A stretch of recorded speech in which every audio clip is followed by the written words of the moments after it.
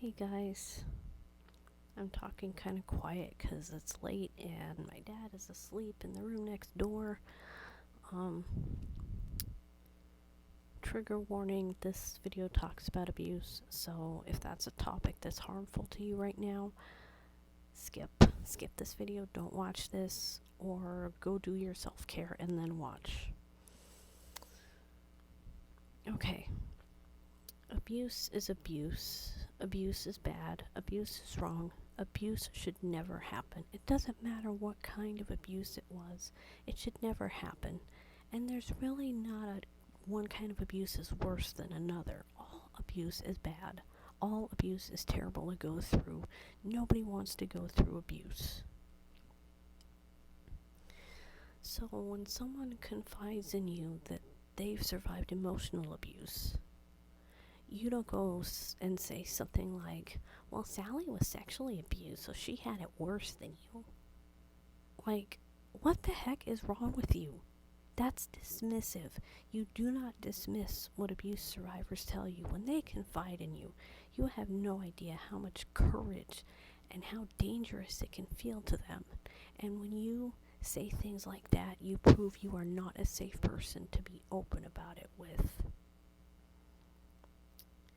You know, when you tell somebody that their abuse was not as bad as someone else's, that is dismissive, that is terrible, that is disgusting to say.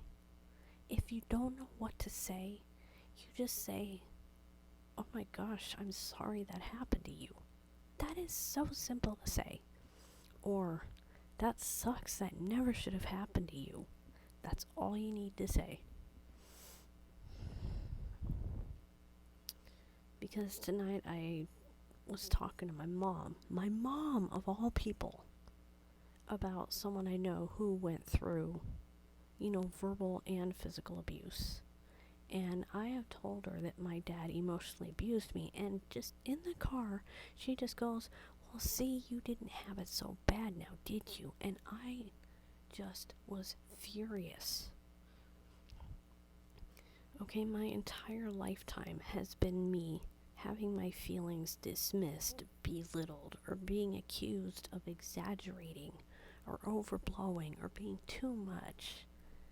And when that's all you hear your entire life, it makes it very hard to talk about your feelings, especially when you're punished for having them. And that's what my dad did. He would bait me into feeling a certain way and then punish me for reacting. And now I'm realizing that my mom was just a bystander, and there were times where she would tell him to knock it off, but there were other times where she just turned her head.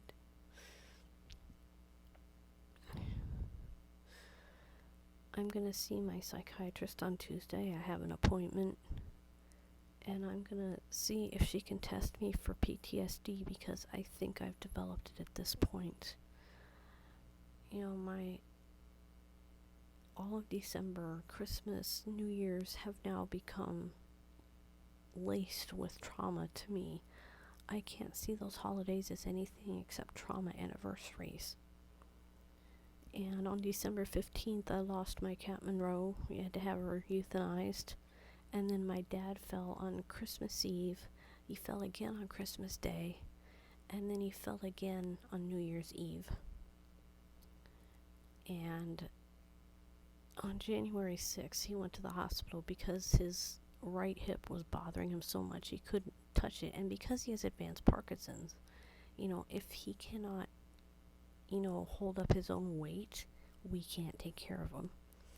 And he went to the hospital, and then they sent him to a rehab facility where we were promised 100 days, but then in less than 3 weeks, they just suddenly decided to discharge him because he couldn't put weight on the leg. Hello, it's a man with Parkinson's. He's disabled. He can't put weight on the leg when it's broken, for frickin' heck's sake. And then there was the fiasco to get him a hospital bed, because the bed he had, the Sleep Number bed, which we had to tear apart to get out of the house. And then the hospital bed, there was a screw up with the order, and it took 5 days to get the frickin' bed in here instead of 3.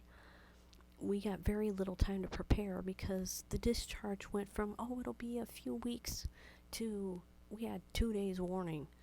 And like I said, it turned into a 5-day fiasco because of the bed. And just, we've been lied to on every level. We've been abandoned on every level. And then the only light in all of this is that somebody at my church that works a company like Visiting Angels, I don't know the name of it, I don't have the card in front of me, but he actually donated a person to come help, and they're going to start this coming Wednesday. And it's going to be somebody who can bathe my dad and toilet him and get him up and down, out of bed, into a wheelchair, or walk him or whatever. And it'll be 8 hours a week, so 4 hours on like Monday and 4 hours on Wednesday, or whatever 2 days they agree to, mom and this guy.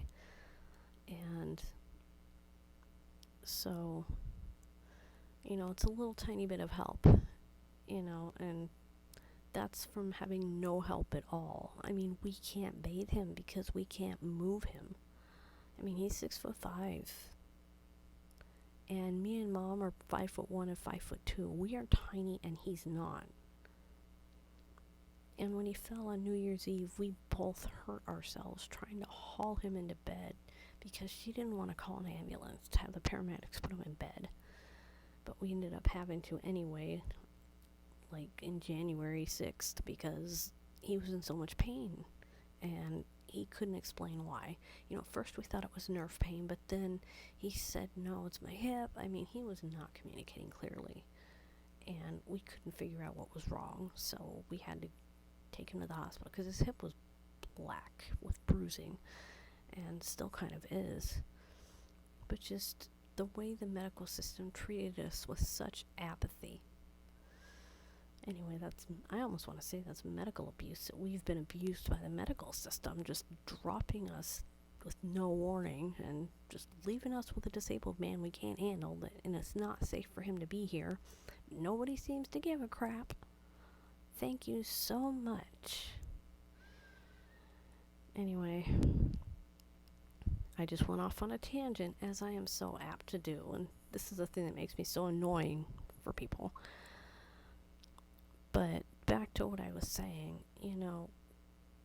if you dismiss an abuse survivor's abuse because to you it didn't seem as bad as abuse you went through or abuse you saw someone else go through, just don't talk. Abuse is abuse, period. Doesn't matter what kind.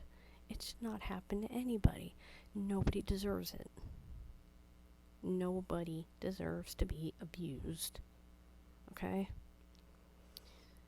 And it does cause long-term trauma. And part of my trauma is that I'm trapped here. I can't just leave. I can't drive a car because I'm autistic, I'm disabled, and I can't even touch my own frickin' money at the bank. I have to have somebody else withdraw it for me, and my mom is my power of attorney, so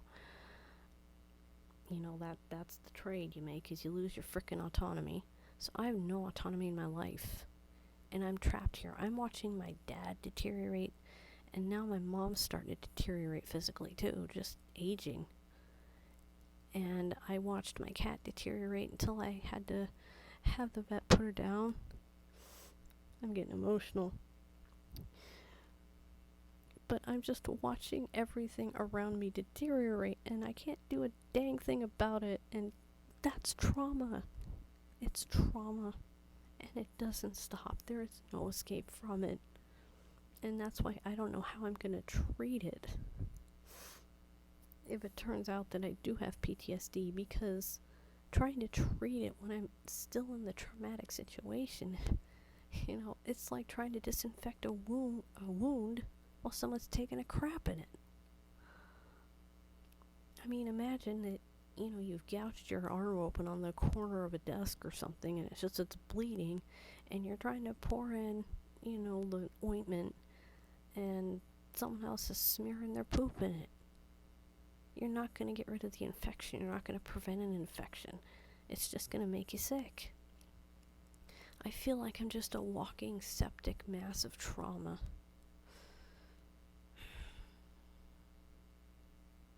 and all I am is trauma reactions. And I don't feel heard in my own personal real life, except from people who can't really do much to help. There are people that can listen, but I need somebody to get me out of here, and there is nobody. So I'm stuck. I have no way to leave. I just have to live with it until somebody in this house dies. And sometimes I wish it would be me. Because if it's my mom first, I'm not going to survive it. And to be honest, when I had to have my cat put down, I was so mad. 'Cause she never hurt anybody. She never did anything bad to anybody. She never deserved it. And I wished it was my dad. I'm a bad person. This is why I'm a bad person. This is what trauma does to you. It changes your brain and it screws you up. You don't want it. So stop dismissing abuse survivors. Just don't.